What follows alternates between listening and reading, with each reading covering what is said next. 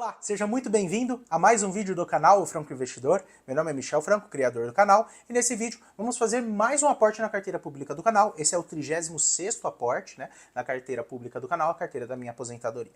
Semana passada nós compramos ações, então essa semana é a semana onde eu vou investir em fundos imobiliários. E como você já pôde ver no título desse vídeo, eu comprei um novo fundo imobiliário, comprei o TRXF11, e nesse vídeo eu vou te mostrar todos os indicadores, o que eu analisei para comprar esse fundo imobiliário. Então fica até o final do vídeo para entender qual foi a razão pelo qual me fez colocar TRXF11 na minha carteira. Eu já fiz o investimento em TRXF11, então não vou conseguir mostrar ao vivo para vocês eu comprando esse fundo imobiliário. Mas eu já vou mostrar aqui na tela para vocês, então no começo agora do vídeo eu já vou mostrar o investimento que eu fiz e depois eu já vou mostrar para vocês os indicadores desse fundo imobiliário e o que me levou a comprar ele. Antes de mais nada, eu gostaria de mostrar para vocês o aporte dos R$50 no fundo de reserva de oportunidade. Toda semana eu invisto 20% do meu aporte de R$250 semanais numa reserva de oportunidade, deixando ali para um momento de crise, onde eu vou usar esse dinheiro e comprar os ativos mais em conta. Então já fiz esse investimento, dos R$50, e sobrou na minha carteira R$218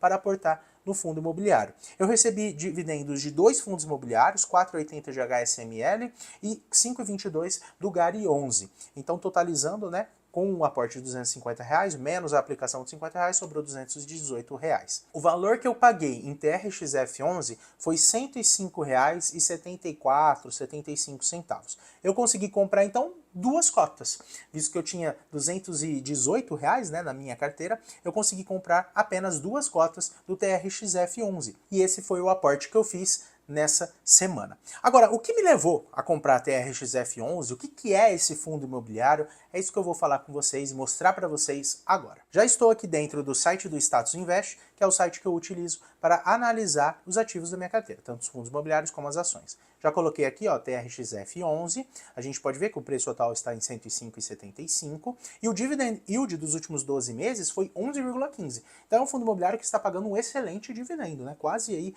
11% ao ano, representa aí a 0,9% ao mês. É um excelente dividendo. Se a gente descer um pouco aqui a página, a gente nota que o valor patrimonial dele é R$ 105,99.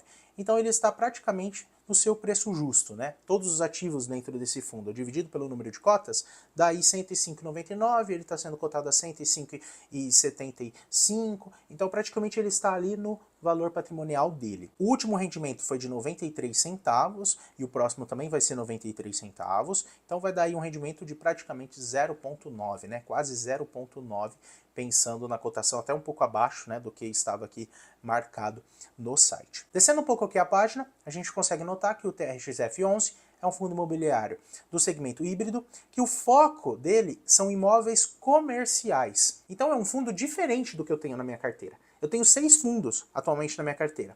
3 deles são FOFs, fundos de fundos, fundos que compram outros fundos. 2 deles são fundos que o objetivo do fundo é comprar galpões logísticos, industriais, então é fundos imobiliários do setor logístico, e um deles é do segmento de shoppings.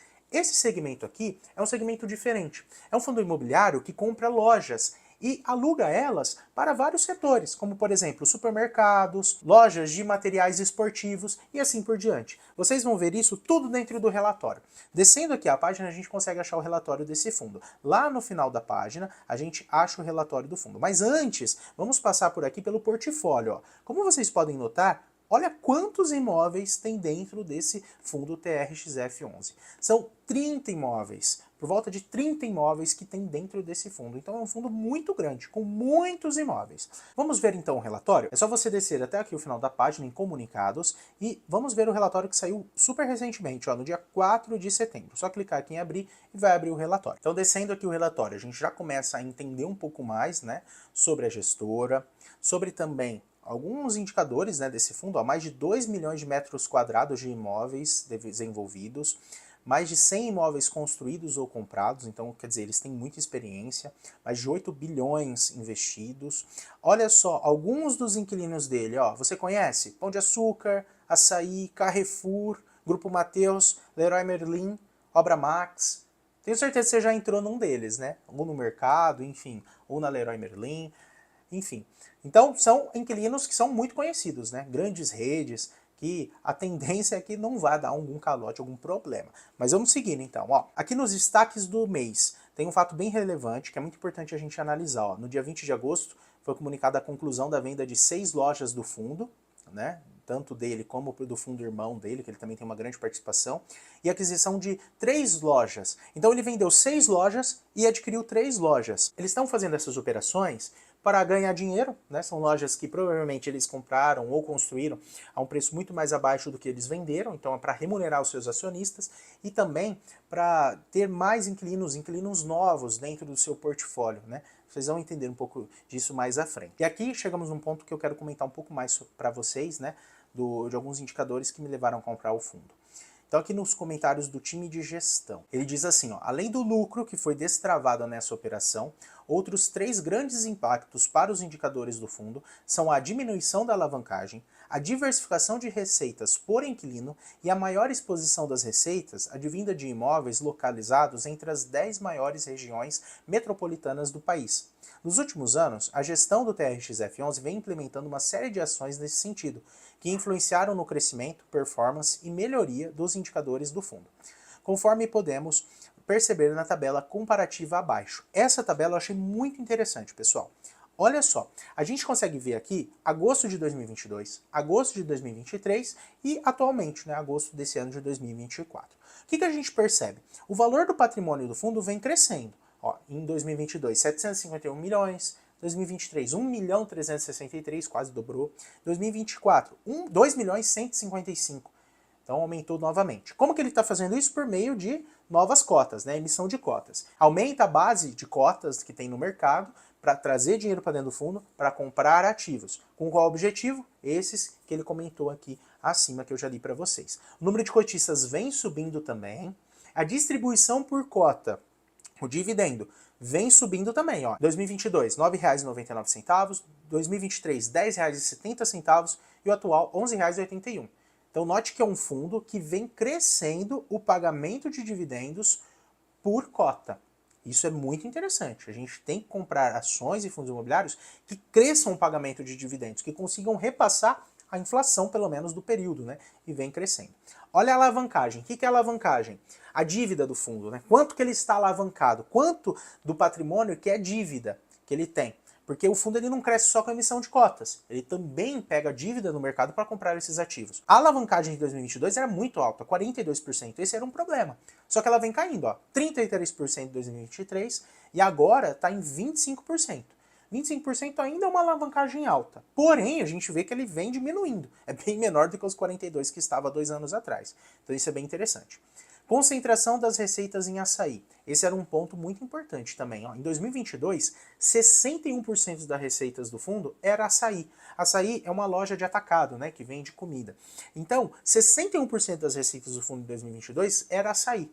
Imagina se desse um problema com açaí. É lógico que empresas que vendem comida, supermercados, atacados, normalmente, dificilmente essa empresa quebra, né? Não é muito o que a gente vê acontecer.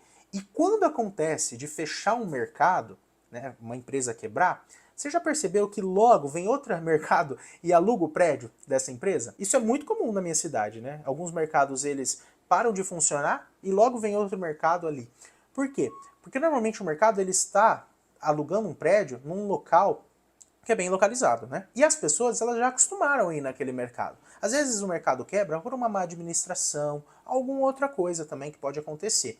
E aí vem uma outra rede e aluga esse prédio. Porque afinal de contas, as pessoas elas podem diminuir vários gastos. Agora, comida, não tem como, né? Às vezes a pessoa deixa de comer carne, vai comer frango, deixa de comer frango, vai comer ovo, mas ela tem que comer. Não tem como ela deixar de comer. Então, ter um fundo imobiliário que os imóveis são locados para supermercados e redes de supermercados, eu acho que é assim, algo muito seguro. Como eu disse para vocês, o mercado ele pode quebrar.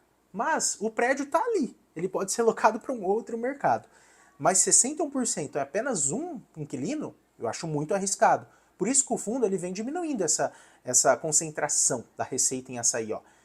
Em agosto de 2023, ano passado, já caiu para 51% e agora 33%. 33% ainda é uma alocação alta, né? Ainda é uma concentração alta em apenas um inquilino. Porém, já é bem menor do que os 60% do passado, né? Praticamente metade. Então, é um ponto positivo, apesar de ainda ser uma concentração grande. O número de inquilinos também vem aumentando, né? Em 2022 era 4, em 2023 era 6 e agora são 13 inquilinos. E a concentração das receitas nas maiores regiões metropolitanas, o que isso significa? Que o fundo ele vem aumentando a porcentagem de ativos que estão em regiões que têm uma grande demanda. São regiões metropolitanas, que têm uma grande concentração de pessoas. Lembra que a gente está falando de um fundo imobiliário que compra lojas que é para ser alugadas para empresas que distribuem os seus produtos para a população em geral, para as pessoas, para mim, para você. Não é uma empresa que vende produtos para outras empresas, entendeu? Então ela tem que ter imóveis em boas regiões, imóveis em ruas movimentadas e assim por diante.